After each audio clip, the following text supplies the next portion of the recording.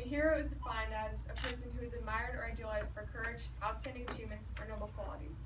Someone who is recognized for all of their many accomplishments and successes. This is wrong. Most heroes go unnoticed their entire life and are seen in everyone's daily lives. My grandma, Susan K. Michelson, was born in Gruber, Idaho.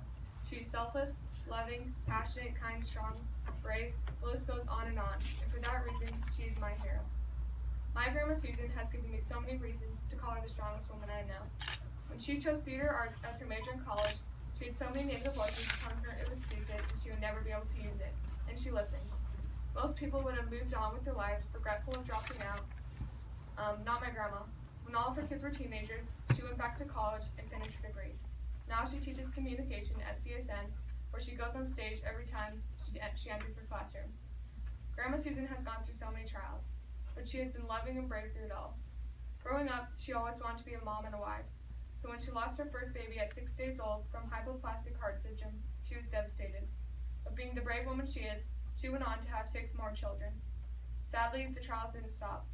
Her son took his life at 18 years old, and she went through a difficult divorce 5 years later. Grandma Susan could have been bitter and gone on with her life, feeling sorry for herself, but instead, she was loving, selfless, and a better person. She's now a wife, a mother, a grandma, and a great-grandma. My grandma has always been a person that I look up to. She has struggled with money most of her life, but that never stops her from spoiling her grandkids. I remember a few years ago, my grandma came to visit. She wanted to take my siblings and I to the movies.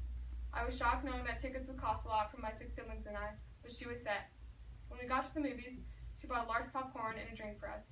That one visit to the movies made me realize how selfless my grandma is. Throughout the years, she's become my hero.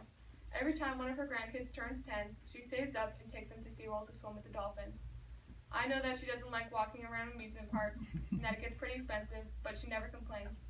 Instead, she does it over and over again just to make her grandkids happy. Because of this, she has become someone who I look up to and strive to be more like.